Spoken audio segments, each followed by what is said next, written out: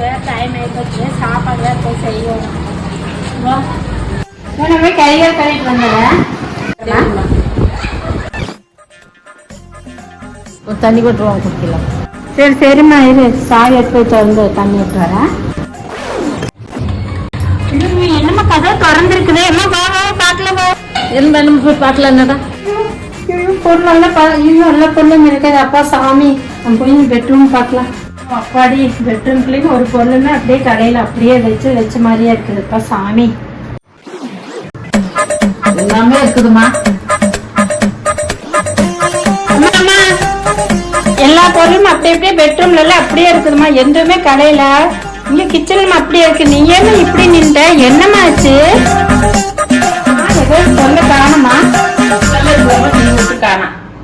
என்னமா டீ கோசரம் இப்படி? ஐயோ, நான் என்னமோ நினைச்சேன். ஐயோ ராமா ராமா.